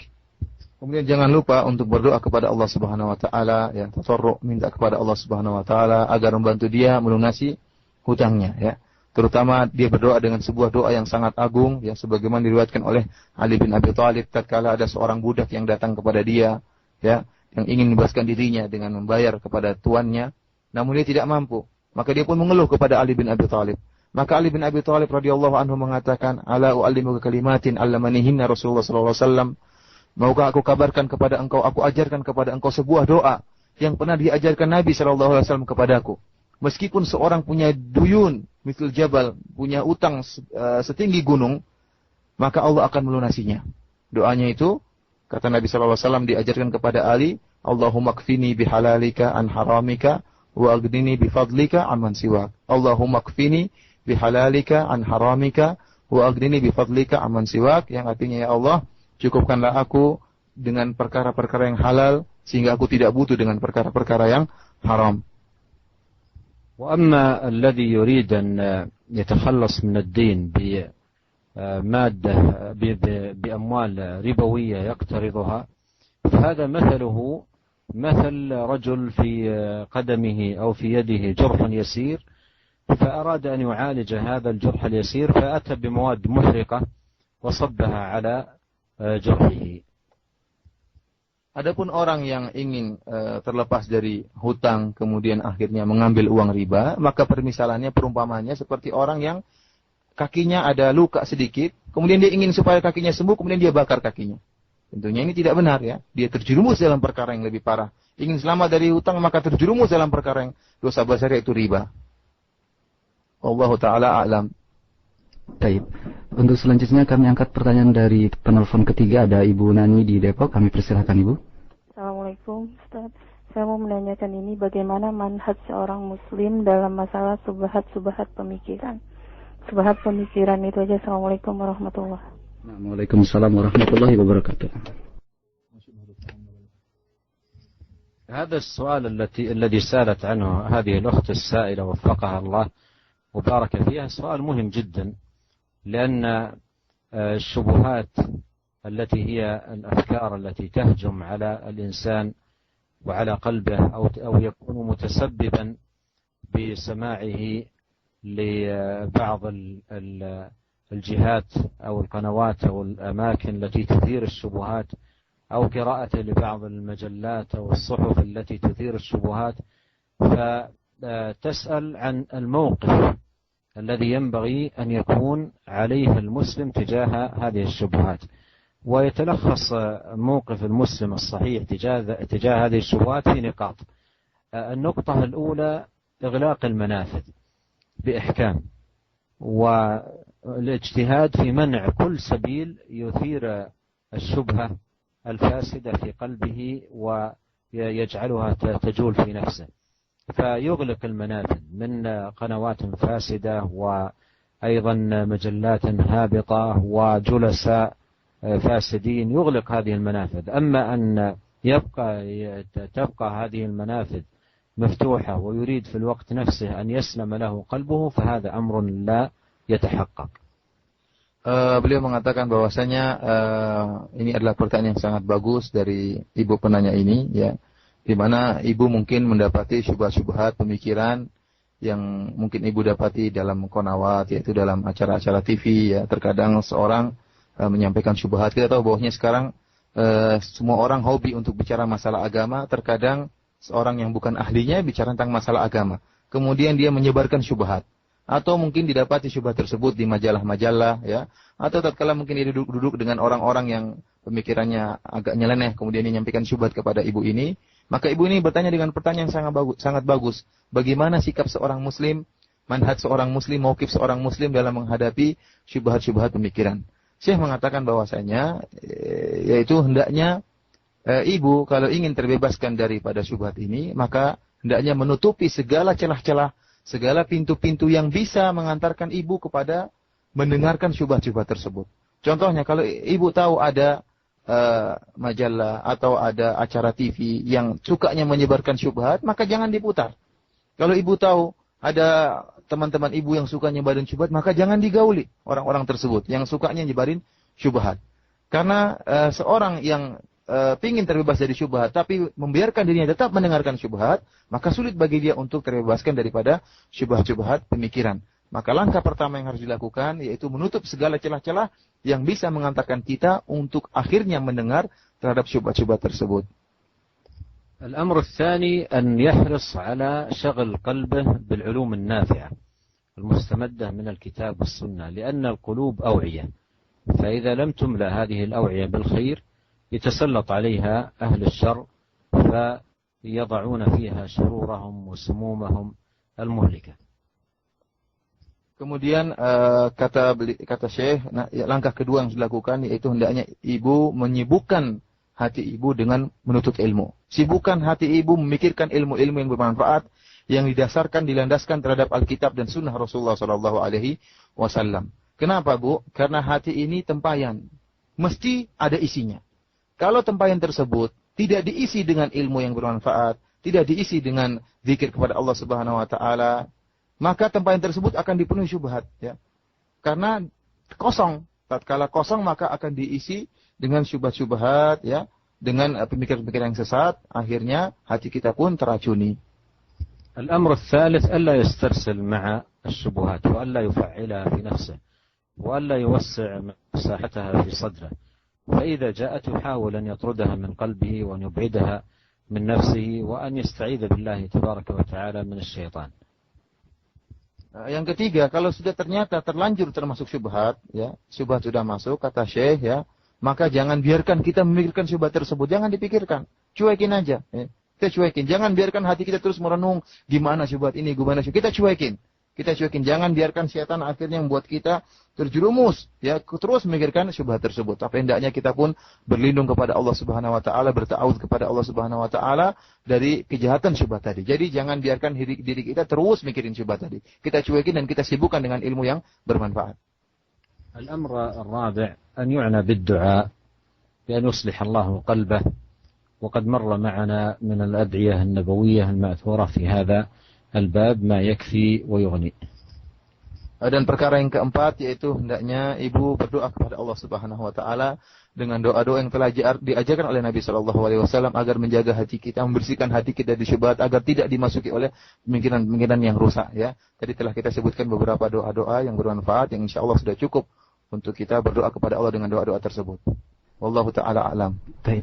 Nah, selanjutnya kita angkat pertanyaan dari pesan singkat yang sudah begitu banyak masuk. Mohon maaf dan mohon bersabar untuk Anda yang masuk melalui line telepon.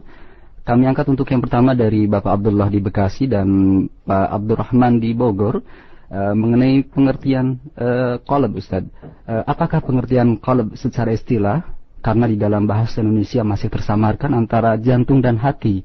Kemudian kaitannya antara jantung dengan otak.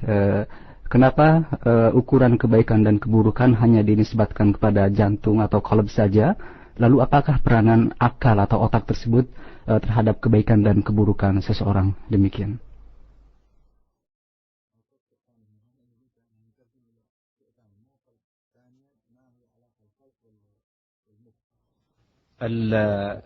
القلب بين النبي عليه الصلاة والسلام المراد به، ووضحه توضيحا كافيا في الحديث الذي مر معنا، حديث النعمان بن بشير، حيث قال عليه الصلاة والسلام: ألا إن في الجسد مضغة، والمضغة هي القطعة الصغيرة من اللحم، وهذه المضغة موضعها الصدر كما جاء في الحديث الآخر، حيث قال عليه الصلاة والسلام التقوى ها هنا، ويشير إلى صدره 3 مرات، أي إلى القلب الذي في الصدر. فكان عليه الصلاة والسلام يشير إلى صدره 3 مرات ويقول التقوى ها هنا.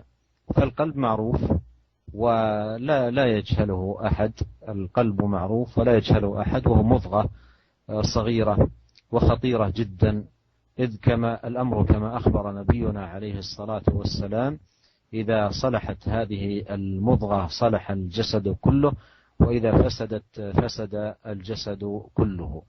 وقد قيل إن القلب سمي بهذا الاسم لتقلبه، وقد قال عليه الصلاة والسلام في الدعاء الذي مر معنا: يا مقلب القلوب ثبت قلبي على دينك. Syekh menjelaskan bahwasanya al-qalb ya sudah jelas dalam bahasa Arab ya. Qalb itu sebagaimana dijelaskan dalam hadis Nabi, inna fil jasadi mudghah, ada segumpal daging ya dalam tubuh kita, yaitu jantung ya. Dalam bahasa Arab qalb itu artinya jantung dan tempatnya itu di dada. Dalam hadis yang lain kata Rasulullah SAW, at-taqwa hahuna wa yusyiri ila sadrihi. Rasulullah SAW mengatakan ketakwaan tempatnya di sini, dan Rasulullah SAW memberi isyarat kepada dadanya. Dan di dada Nabi tentunya jantung Nabi Shallallahu Alaihi Wasallam. Rasulullah memberi isyarat sampai tiga kali. Jadi jelas kalau di sini dalam bahasa Arab qalb itu bukan hati, tetapi qalb itu adalah jantung. Dan kita tahu bahwasanya qalb itu perkaranya sangat penting dan sangat berbahaya. Kenapa? Kalau qalb itu baik, maka jantung itu baik, maka seluruh anggota tubuh akan baik pula. Dan sebaliknya, kalau qalbnya rusak, jantungnya rusak, maka seluruh tubuh pula akan rusak juga. Kemudian dikatakan bahwasanya qalb dinamakan qalb ya. Qalb itu dalam bahasa Arab artinya berbalik ya. Litaqallubihi. Dikatakan bahwasanya jantung dinamakan jantung kenapa? Karena suka berbolak-balik. Oleh karena itu tadi telah kita sebutkan di antara doa Nabi sallallahu alaihi wasallam untuk memperbaiki jantung kita ya, membersihkan jantung kita. Rasulullah SAW berdoa, ya muqallibal qulub tsabit qalbi ala dinik. Wahai yang bolak-balik, zat yang bolak-balikkan jantung manusia, maka tetapkanlah jantungku di atas agamamu ya. Jadi secara bahasa qalb itu artinya jantung, bukan hati. وقد جاء في القرآن الكريم قول الله سبحانه وتعالى لهم قلوب لا يفقهون بها، وأيضا وصف القلوب بأنها لا تعقل. وهذا كله يفيد أن القلب هو موضع الفقه وموضع البصيرة وموضع الخشية وموضع الخشوع وموضع الإنابة وموضع اليقين والعلم. والشواهد على ذلك والدلائل من كتاب الله وسنة نبيه صلوات الله وسلامه عليه كثيرة. Dalam Al-Quran ya, jadi Allah telah menjelaskan dalam Al-Quran bahwasanya jantung itu tempat memutuskan. Orang paham sesuatu dari jantung. Allah Subhanahu wa taala berfirman, lahum qulubun la yafqahuna biha. Tetapi Allah menjelaskan orang-orang kafir ini masuk dalam api neraka. Mereka bagaimana sifat mereka? Lahum qulubun la yafqahuna biha. Mereka memiliki jantung-jantung namun mereka tidak faqih, tidak paham tentang agama dengan menggunakan jantung-jantung mereka. Ini jelas bahwasanya seorang pemahaman letaknya pada jantung ya. Orang memutuskan, memandang ya, merenungkan tempatnya adalah di jantung. Sebagaimana dijelaskan oleh para ulama, benar bahwasanya otak itu tempat mengatur ya. Otak itu punya hubungan dengan jantung. Otak itu mengatur. Akan tetapi ingat para pendengar Radio Roja yang dirahmati Allah Subhanahu wa taala, jantung ini yang memutuskan. Seperti indera, otak itu indera tersendiri. Dia merenungkan, dia memikirkan, tapi yang menentukan mengambil langkah dilakukan atau tidak kembali kepada jantung. Oleh karena itu Allah jelaskan bahwasanya fikih seseorang terletak pada jantung. Baik, untuk selanjutnya pertanyaan dari pesan singkat kembali dari saudara Eko di Jakarta Selatan. Syekh, bagaimanakah hukumnya jika seseorang memakan sesuatu yang telah jelas keharamannya dengan tujuan ia memakan sesuatu tersebut sebagai obat untuk kesembuhan dari penyakitnya? Mohon penjelasan dari hal ini.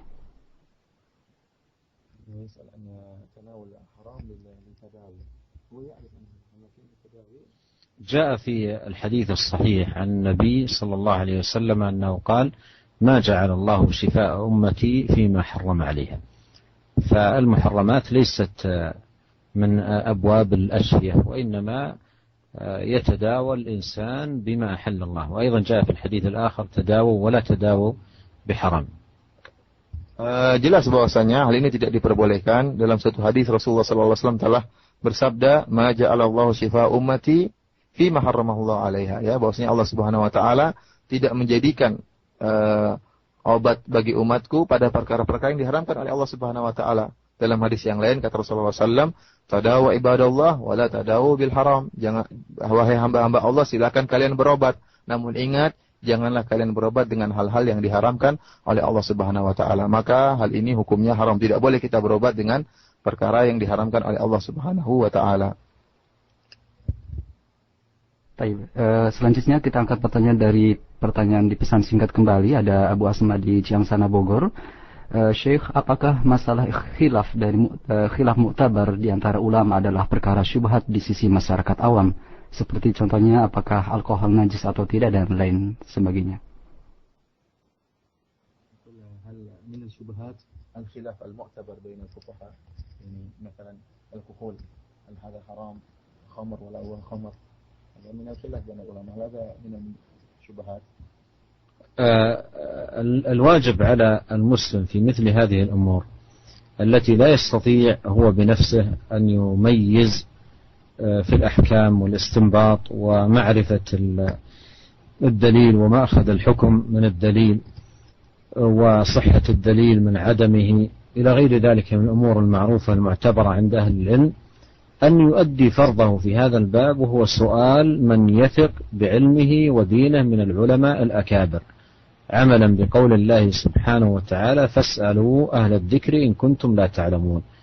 وتكون العهدة على من استفتاه من أهل العلم الأكابر، لا يسأل صغار الناس أو الجهال أو العوام، وإنما يسأل من تيسر له سؤاله من أهل العلم الأكابر الذين عندهم فقه وبصيرة في دين الله تبارك وتعالى. ومن نعمة الله علينا في هذا الزمان أن تيسرت وسائل الاتصال بين الناس.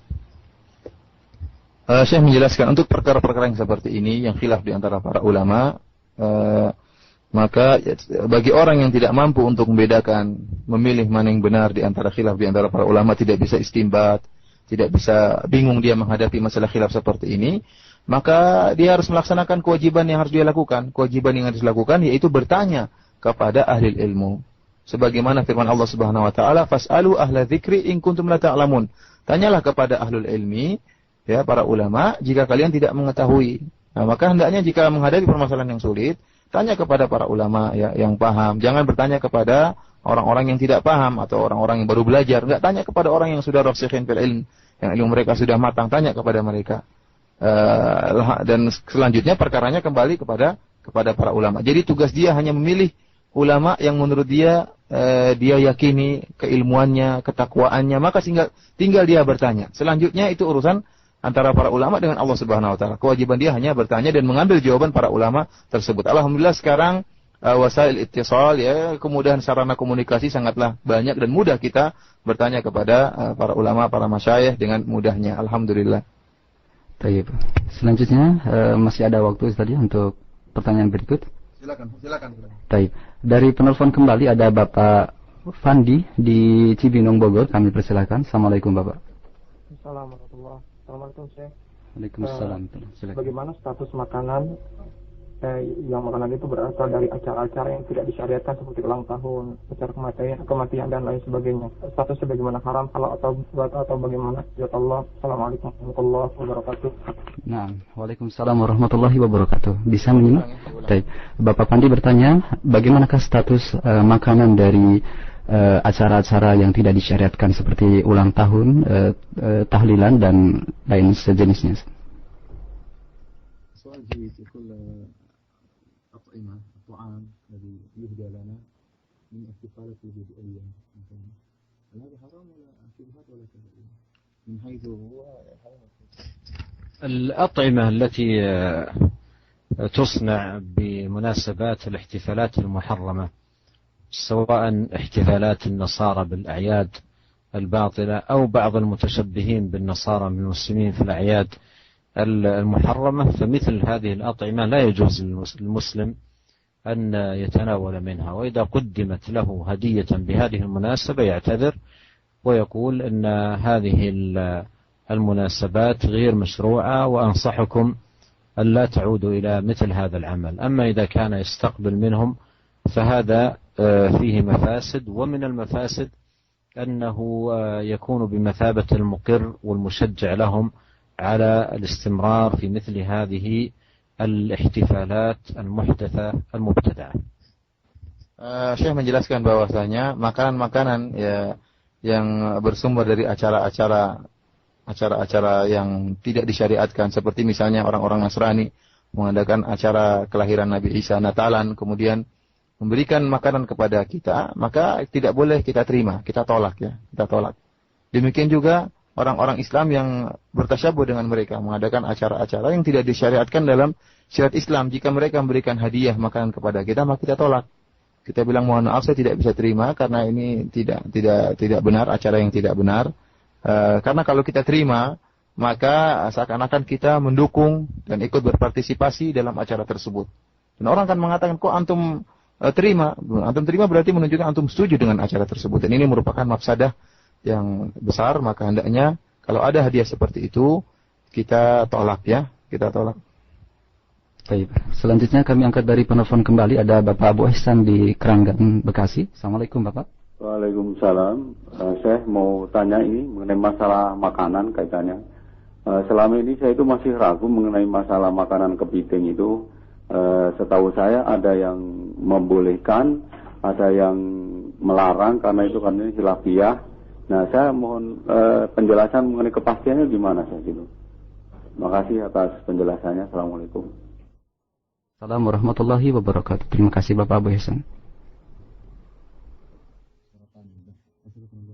الأخ يسأل عن حكم أكل سرطان البحر والجواب الله أعلم. Syekh mengatakan hukumnya wallahu a'lam ya, wallahu a'lam. Baik. Berikut dari penelpon kembali kami angkat di 0218236543 untuk kesempatan yang berikut. Assalamualaikum. Assalamualaikum warahmatullahi wabarakatuh. Waalaikumsalam warahmatullahi. Silakan dari mana Pak? Alhamdulillah, dari Pak Muhammad di Keranggan ini. Silakan Pak Muhammad, ke inti pertanyaannya Pak, silakan. Dulu kemarin saya mau tanya tentang doa ini ya Pak. Doa itu kan merupakan kunci ibadah. Dan setiap ibadah itu bersumbernya harus ada contoh Rasul dan ikhlas. Nah kalau doa yang di selain ada contoh dari Rasul, misalnya dengan bahasa lain, bahasa Indonesia maupun bahasa lain, itu bagaimana itu doa itu? Apa bisa dikategorikan tidak sesuai dengan contoh Rasul atau bagaimana? Mohon kalau ada dalilnya itu, kalau harus doa itu harus dengan contoh Rasul itu. Itu aja yang saya tanyakan. Assalamualaikum warahmatullahi wabarakatuh. Nah, waalaikumsalam warahmatullahi wabarakatuh. Silakan.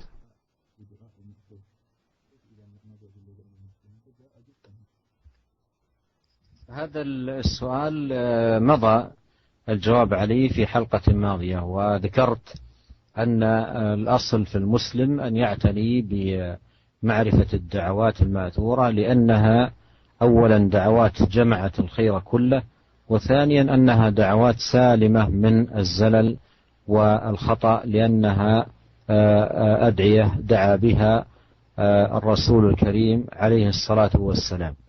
وإذا عرضت للإنسان حاجة يسأل الله عز وجل حاجته، ولو أيضا بلغته، الزوجة الصالحة مثل ما مر معنا ليسأل الله ولو شسع نعله، فيسأل الله حاجته ولا حرج عليه. نعم، أما أن يوظف أدعية راتبة يواظب عليها أدبار الصلوات أو في الصباح والمساء، أو يخصصها لأشياء معينة بلا دليل، فهذا يدخل في باب الإحداث. Syekh menjelaskan bahwasanya asalnya seorang muslim hendaknya berusaha berdoa dengan doa-doa yang diajarkan oleh Nabi sallallahu alaihi wasallam. Telah kita jelaskan pada pertemuan lalu, Nabi sallallahu alaihi wasallam utiya jawami'ul kalim. Rasulullah SAW itu diberikan perkataan yang ringkas namun maknanya sangat luas. Jadi doa-doa Nabi sallallahu alaihi wasallam itu singkat dan kandungannya sangatlah dalam. Kemudian yang perkara kedua, doa-doa Nabi sallallahu alaihi wasallam itu selamat daripada kesalahan-kesalahan, berbeda dengan doa-doa yang dibuat oleh orang-orang. Terkadang kelihatannya indah, namun isinya salah. Sebagaimana telah kita jelaskan pada pertemuan yang lalu. Namun kata Syekh, jika seorang ternyata ada masalah, ada keperluan, maka hendaknya dia berdoa meskipun dengan bahasanya. Dalam satu hadis Rasulullah SAW bersabda, liyas'ala ahadukum rabbahu hatta syirakana alihi. Kata Rasulullah SAW, hendaknya salah seorang dari kalian minta kepada Allah, meskipun hanya untuk memperbaiki tali sendalnya. Berdoa dengan doa kita tidak apa-apa. Yang dilarang, Syekh mengingatkan, yang dilarang doa yang tidak diperbolehkan, yaitu doa yang dikhususkan, kemudian diulang-ulangi, ya, yang tidak diajarkan oleh Nabi. Doa-doa bid'ah yang tidak diajarkan oleh Nabi, kemudian dilazimi oleh seorang. Apalagi sampai timbul keyakinan, barang siapa yang baca doa seperti ini akan dapatkan pahala sekian-sekian, barang siapa yang baca doa seperti ini akan dihindarkan dari musibah ini dan itu, yang tidak pernah ada dalilnya dan tidak pernah diajarkan oleh Nabi SAW. Itu yang diharamkan. Asalnya doa dengan permintaan apa saja diperbolehkan. Namun sebagaimana telah kita jelaskan, seorang muslim berusaha untuk menghafal doa-doa Nabi karena kandungannya yang luas dan selamat dari kesalahan. Nah, demikian untuk Bapak Abu Ihsan di Keranggan. Selanjutnya ada Bapak Abu Abdullah di Bekasi, kami persilakan. Assalamualaikum. Waalaikumsalam warahmatullahi wabarakatuh. Mas Syekh, mau tanya, di negeri kami ada sedikit keraguan dalam jiwa dan keluarga-keluarga kami itu bagaimana hukum imunisasi, karena itu kan masuk ke dalam tubuh, sementara ada syubhat di kalangan ikhwan-ikhwan kita bahwasanya imunisasi itu bahannya dari babi, begitu sesuatu yang haram. Bagaimana hukumnya, Syekh? Jazakallahu khair. Nah, wa iyyakum. Terima kasih Bapak.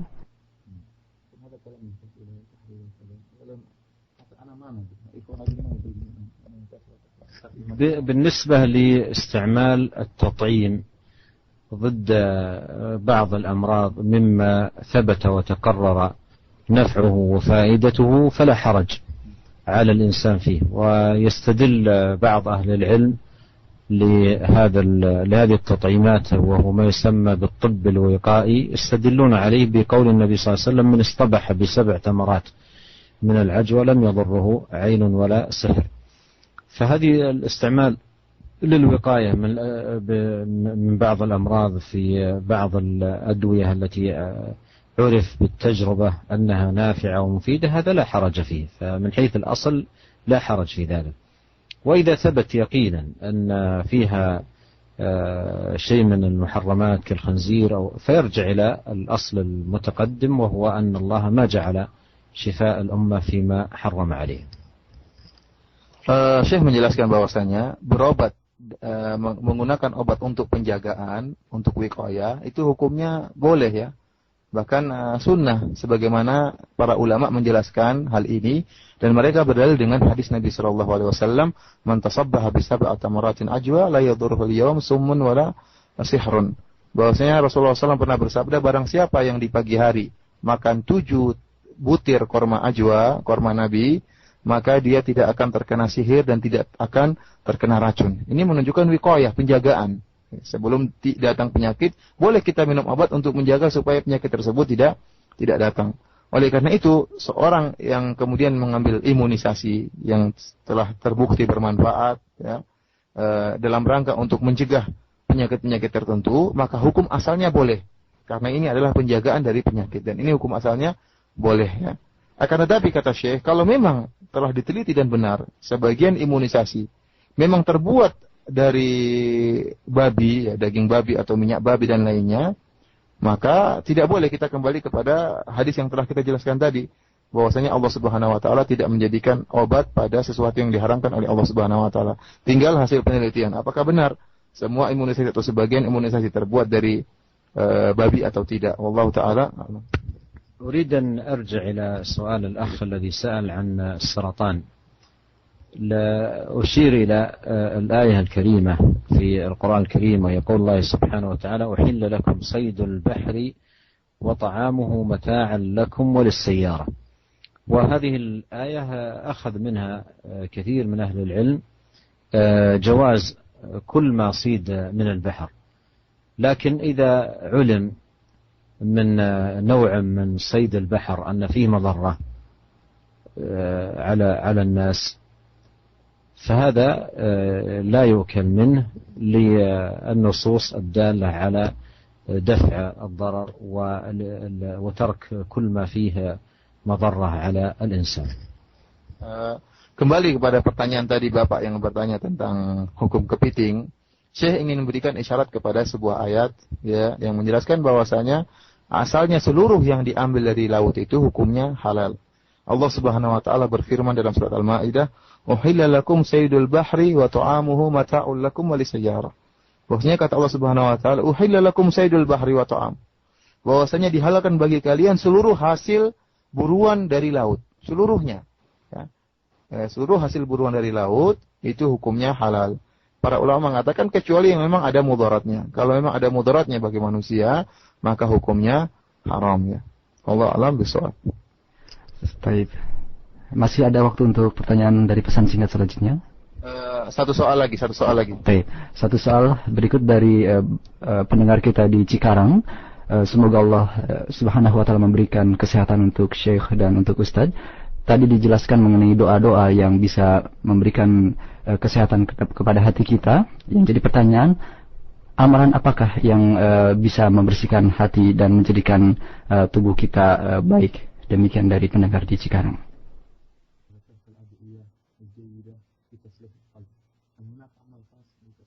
هذا السؤال سؤال جيد. فهذه الأدعية مهمة جدا في إصلاح القلب والعناية بها، لأن القلب بيد الله عز وجل، فينبغي على العبد أن يلح على الله تبارك وتعالى أن يصلح قلبه، ثم لا يكتفي بالدعاء بل